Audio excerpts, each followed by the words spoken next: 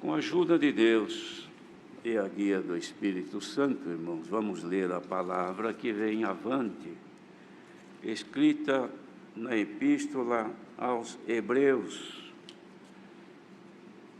no capítulo número 10.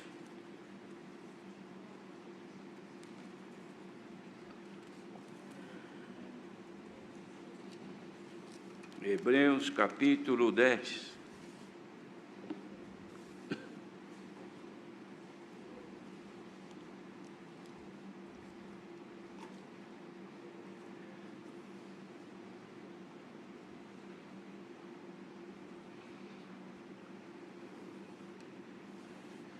Nós vamos dar início na leitura a partir do versículo 19. Tendo, pois, irmãos, ousadia para entrar no santuário pelo sangue de Jesus, pelo novo e vivo caminho que Ele nos consagrou, pelo véu, isto é, pela sua carne, e tendo um grande sacerdote sobre a casa de Deus, cheguemo-nos com verdadeiro coração, em inteira certeza de fé, tendo os corações purificados da má consciência e o corpo lavado com água limpa. Retenhamos firmes a confissão da nossa esperança, porque fiel é o que prometeu. E consideremo-nos uns aos outros para nos estimularmos à caridade e às boas obras, não deixando a nossa congregação, como é costume de alguns, antes admoestando-nos uns aos outros, e tanto mais quando vedes que se vai aproximando aquele dia. Porque se pecarmos voluntariamente, depois de termos recebido o conhecimento da verdade, já não resta mais sacrifício pelos pecados, mas uma certa expectação horrível de juízo e ardor de fogo, que há de devorar os adversários. Quebrantando alguém a lei de Moisés, morre sem misericórdia, só pela palavra de 2 ou 3 testemunhas. De quanto maior castigo cuidais vós, será julgado merecedor aquele que pisar o Filho de Deus e tiver por profano o sangue do testamento com que foi santificado e fizer agravo ao Espírito da graça. Porque bem conhecemos aquele que disse: minha é a vingança, eu darei a recompensa, diz o Senhor. E outra vez o Senhor julgará o seu povo. Horrenda coisa é cair nas mãos do Deus vivo. Lembrai-vos, porém, dos dias passados, em que, depois de serdes iluminados, suportastes grande combate de aflições. Em parte fostes feitos espetáculos com vitupérios e tribulações, e, em parte, fostes participantes com os que assim foram tratados. Porque também vos compadecestes dos que estavam nas prisões, e com gozo permitiste a expoliação dos vossos bens, sabendo que em vós mesmos tendes nos céus uma possessão melhor e permanente. Não rejeiteis, pois, a vossa confiança, que tem grande e avultado galardão, porque necessitais de paciência para que, depois de haverdes feito a vontade de Deus, possais alcançar a promessa. Porque ainda um pouquinho de tempo, e o que há de vir virá, e não tardará. Mas o justo viverá da fé. E se ele recuar, a minha alma não tem prazer nele. Nós, porém, não somos daqueles que se retiram para a perdição, mas daqueles que creem para a conservação da alma. Amém. Aqui, queridos, o apóstolo faz aqui uma exortação sobre a perseverança na fé. No capítulo seguinte, ele traz então, reiterando a necessidade da fé, exemplos tirados do Antigo Testamento. Ele fez aqui uma relação grande de operações milagrosas que Deus fez com aqueles que pela fé creram no Senhor e foram então bem-sucedidos na esperança, cuja esperança nós temos alcançado, irmãos, quando cremos no Senhor, e por esta esperança nós estamos batalhando pela fé até neste dia presente. O apóstolo vinha dando um esclarecimento aos hebreus, e hebreus estavam espalhados por todo o mundo, não só judeus, como outros, mesmo não sendo judeus, mas conservavam e seguiam a lei de Moisés por todo o mundo. E, de fato, irmãos, quando ele faz aqui referência,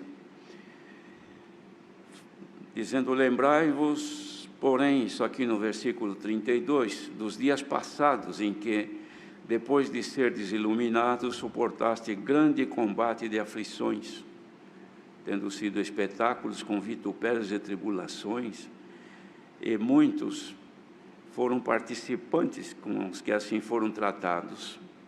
Ele estava se referindo ao sofrimento que muitos deles que haviam crido no Senhor já haviam padecido. Está aqui, irmãos, quando ele escreveu, foi ali um pouco mais para frente dos anos 60 e antes dos anos 70, porque nos anos 70 veio a destruição de Jerusalém, e isto aqui foi antes, mas foi depois da morte de Tiago. Então está ali pelos anos 60 ou 65, por aí. Mas ali já havia a perseguição passada, ou seja, o povo passado pela perseguição, e esta perseguição começou logo depois que a obra de Deus tomou um corpo, quando o Senhor chamou um número grande de fiéis. Os irmãos se lembram que quando, nos dias de Pentecostes, houve pela primeira vez na história da humanidade o derramamento do Espírito Santo, cumprindo então as profecias, principalmente de Joel, que profetizou sobre os últimos tempos, que Deus derramaria do seu Espírito sobre toda a carne. E realmente, irmãos, o Espírito de Deus foi derramado como Jesus prometeu, e disse, se eu for, enviar-vos-ei. De fato, ele foi e enviou. E ali, irmãos, creram um grande número de pessoas, cerca de 3.000 foram batizados naqueles dias.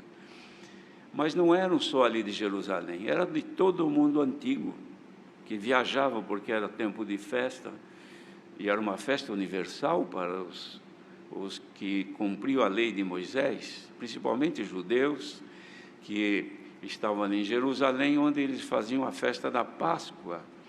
Então, nestas festas dos pães asmos que eles cumpriam ali, vinham gente de todo o mundo, e o Senhor chamou este grande número, um grande número ficou ali em Jerusalém.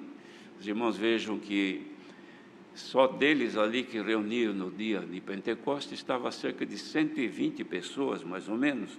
Então já haviam crido um bom número, em pouco mais de 40 dias que o Evangelho estava anunciado. O Senhor Jesus deixou e os discípulos continuaram ali escondidos, porque estavam perseguidos já pelo povo de Jerusalém. Mas esses que creram e se espalharam pelo mundo, levaram o Evangelho consigo. E para onde foram, a graça de Deus foi crescendo, mas não faltou então a perseguição. De modo que quando foi escrita esta carta, eles haviam sofrido bastante, muitos haviam sido mortos, decapitados, outros sofreram, irmãos, todo tipo de espoliação dos bens, perderam familiares, assim por diante, mas eles estavam firmes, esperando o cumprimento da palavra de Deus na vida deles.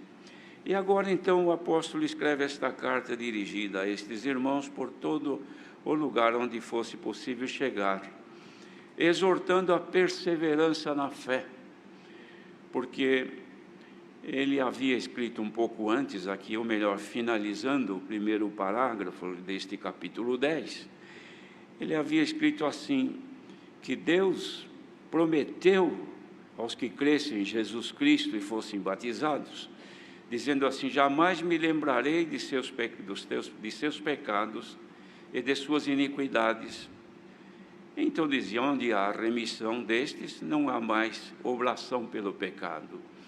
Então o apóstolo dizia que, havendo sido remido já do pecado, crente, que o Senhor chamou, creu e foi batizado, agora restava somente permanecer na fé, que era o objetivo desta carta e que o Senhor nos manda aqui hoje. a permanecermos firmes na esperança que o Senhor, pela fé, colocou em nossos corações. Então ele dizia: irmãos, nós temos ousadia pela fé para entrar no santuário. Santuário é morada de Deus, irmãos. Deus mora no santuário. Tanto é que o santuário construído no templo era proibido a entrada das pessoas lá, mesmo do sacerdote. E no lugar santíssimo, só uma vez por ano, ainda tinha que oferecer sangue para oblação do pecado do sumo sacerdote, que era só ele que entrava lá. Mas na morte do Senhor, quando o seu corpo faleceu, o véu deste templo, ou seja, o véu desse lugar santíssimo, abriu-se de cima a embaixo, indicando então que agora ficou aberta a entrada, franqueada a entrada no santuário de Deus. Isto é, Deus que ficava oculto, longe do pecador, porque o pecador, como é que ia se achegar a Deus? A lei mostrava o pecado, mas não dava força e poder para se libertar dele. Mas agora em Cristo veio o poder que libertou-nos do pecado e também nos deu poder para vencer-o quando ele voltasse a nos atingir.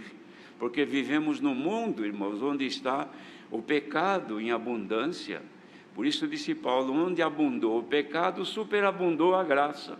E nós estamos neste mundo onde abunda o pecado, mas pela misericórdia de Deus em nós está o poder para resistir ao pecado e resistir à tentação. Então para nós é franqueada esta liberdade de, pela fé, entrar nos santuários, ou seja, pelo sangue de Jesus, pelo novo e vivo caminho. Vede, irmãos, que é um caminho vivo, caminho de vida. O caminho das trevas é caminho de morte. Quando a pessoa crê no Senhor Jesus, sai da estrada da morte e entra na estrada da vida. Glória ao nome do Senhor. A estrada da morte, irmãos, tem desvios. As pessoas caminham e desviam para o lado que quiser, porque não há limites. As pessoas que vivem sob os auspícios do pecado neste mundo não têm limite. Vai por onde quer, faz o que quer, anda como quer. Por quê? Porque é um caminho largo e espaçoso. Mas o caminho que o Senhor nos traçou, que é Cristo, é um caminho estreito que não dá para andar muito à vontade. E ele é reto. Bendito seja o Senhor. E nós que estamos caminhando nele, irmãos, temos então esta condição de, pela fé, entrar no santuário de Deus, porque temos este grande sacerdote, Jesus Cristo, sobre a casa de Deus. Então, vim aqui agora o conselho para os hebreus, que também é para nós. O primeiro: cheguemo-nos com verdadeiro coração e inteira certeza de fé. Então é o convite, irmãos, para os que têm esta liberdade, cujos pecados deles já foram remidos, então tem esta liberdade de, com confiança e ousadia, entrar no santuário. Por quê? Porque para nós, irmãos, o Senhor nos purificou os nossos corações do pecado e do peso da consciência de pecado. O Senhor nos libertou. Então agora, quando vamos orar a Deus, nós vamos de consciência limpa, ajoelhamos e clamamos, e esperamos que o Senhor nos atenda. Por quê? Porque há liberdade para o povo de Deus entrar no santuário e falar com Deus. É necessário isto, irmãos, que saibamos que nós temos franqueada esta liberdade de falar com Deus.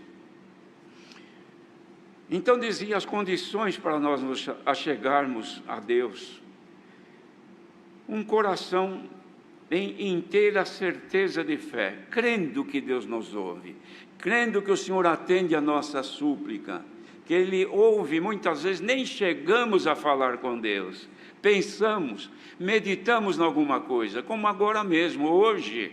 Pode ser que a gente tenha meditado em alguma coisa e, ouvindo a palavra, o Senhor responde até ao nosso pensamento. Ninguém sabe o que Ele vai falar, mas pode acontecer, como nos santos cultos acontece. Quantas vezes que nós nem sequer oramos para uma necessidade, mas pensamos, meditamos naquilo e vamos ouvir a palavra, o Senhor responde ao nosso pensamento. Por quê? Porque nós temos um coração limpo diante de Deus e uma certeza pura que Ele atende o nosso ser, o nosso viver, o nosso falar e o nosso pensamento. Então daí, irmãos, vem o temor.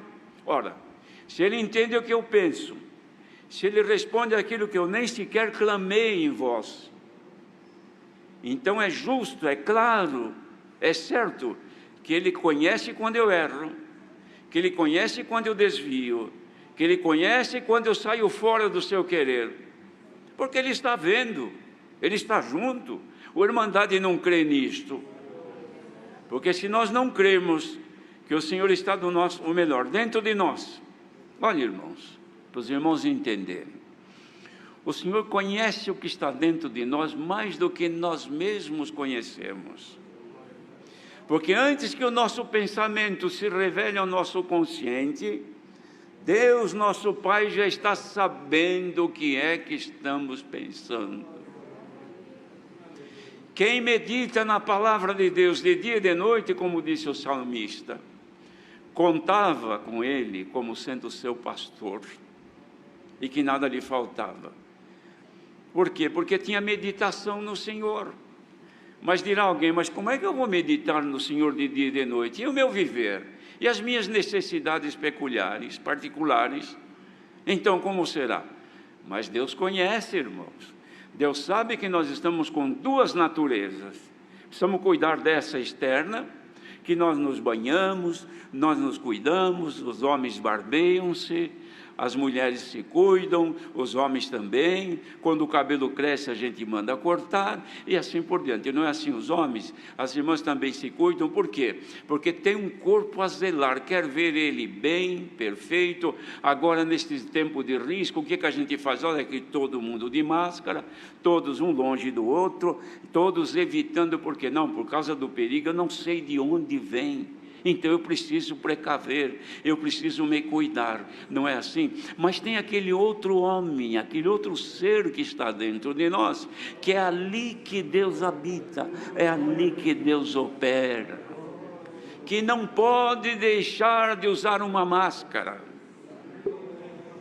para não se contaminar, porque assim como cresce, irmãos, o contágio hoje físico, porque ainda que sejam seres vivos que não se pode ver com os olhos, os vírus, mas são seres viventes e que nos atinge qualquer pessoa. Também existem aqueles que nós não sabemos por onde vêm, que podem vir pelos nossos olhos, pelos nossos ouvidos, pelos nossos sentimentos. E vindo, também pode nos contagiar, e nos contagiando, pode nos fazer enfermar, e ficando doente, depende do nível da enfermidade, pode levar à morte. Então ninguém deve ter esquecimento em si, de que dentro de si mora nosso Deus, e que tudo vê, que sabe que nós somos frágeis, que somos imperfeitos, e a misericórdia triunfa do juízo, ou seja, a hora dele executar o juízo em nós, a sua misericórdia se manifesta e vê tão pobres humanos que somos. Então o que ele faz? Antes de nos condenar e nos levar ao sofrimento, manda a palavra e avisa. E se não der tempo de mandar a palavra ouvindo, mas ele arranca de dentro de nós aquele pedacinho que está guardado e revela na consciência aquele capítulo, aquela pregação, e a pessoa, meu Deus, tem piedade. E muitas vezes clamamos pelo sangue do Senhor Jesus. Por quê? Porque o Senhor me lembrou que se eu cair neste erro, então ele vai se distanciar de mim. É assim que os irmãos vivem? Se não for assim, a coisa está ruim. Mas se for deste jeito, é assim que nós vivemos diante de Deus, em constante comunhão. Entramos no santuário de vez em quando e vamos perguntar o que o Senhor quer de nós. Senhor, faça-me saber a tua vontade. Bendito seja o Senhor. Então está aqui a palavra, irmãos. Retenhamos firmes a confissão da nossa esperança, porque fiel é o que prometeu. Irmãos, a esperança nossa é viva, porque o caminho é vivo, e o que prometeu é fiel. Ele não vai malograr a vida de ninguém. Aquele que espera nele não fica confundido e nem envergonhado. E depois então vinham as recomendações: reter firme a confissão da esperança, considerar uns aos outros, para nos estimularmos à caridade e às boas obras. Irmãos, considerar é honrar um ao outro, respeitar um ao outro, amar um ao outro, faz com que a caridade em nós, ela vai se multiplicando, vai fazendo ela ser estimulada, e quando há estímulo da caridade e do amor, irmãos, então aparecem em nós as boas obras. Boas obras, não é com boas obras que se vai agradar a Deus, mas através da fé e do amor, as boas obras são agradáveis a Deus. Porque se boas obras materiais fossem agradáveis a Deus, então a pessoa faz tudo o que Deus condena pela palavra, e depois vai e faz um sacrifício, faz aí alguma obra, uma doação, um atendimento, pronto, já fiz uma recompensa e já estou coberto por boas obras. Mas não são estas boas obras, são as boas obras como frutos da fé perfeita em Jesus Cristo. É por ela que temos as boas obras agradáveis a Deus. E depois não deixar a nossa congregação, como alguns já estavam acostumados. Não é deixar de congregar na sua comum congregação, porque agora também nem estamos podendo, mas é a comunhão, irmãos. A congregação não é o templo, não é o lugar, não é o prédio. A congregação não é só o nome da congregação cristã no Brasil. A congregação é o conjunto de fiéis. Esta é a congregação. O Senhor Deus chamava, pelos profetas, chamava a congregação de Israel, era o povo reunido, o povo unido. Nós não unimos fisicamente, mas no Espírito. É a congregação dos fiéis que louvam a Deus, como agora, multidão, não sei quantos mil, milhares, sei lá, que estão ouvindo, deverão estar ouvindo a palavra agora. É a congregação reunida, não está fisicamente, mas na comunhão, ouvindo e estimulando todos o mesmo amor, e vindo a nós as mesmas boas obras. Porque, irmãos, o apóstolo dizia: tanto mais quando vendes que esses dias vão se aproximando. E depois então ele vinha a explicar o risco daqueles que pecavam por boa vontade, ou seja, tinha boa vontade de fazer o mal. Pessoa que tinha desejo de praticar o mal, praticava o mal, irmãos, conscientemente, então voluntariamente pecando. Estes, depois de terem conhecido a palavra de Deus e sido libertos, foram perdoados os seus pecados, então não resta outra coisa senão uma expectação horrível de juízo. A consciência pesa, a pessoa fica ali sofrendo aquela acusação, porque pecou, querendo, sabendo que ia desagradar a Deus, e o fez. Este sofre depois, porque, irmãos, a desobediência da lei de Moisés levava a pessoa à morte. A desobediência a Deus, na graça do Filho de Deus, pode levar a pessoa à morte, enquanto não chegar a misericórdia, como agora está chegando. Glória ao nome do Senhor.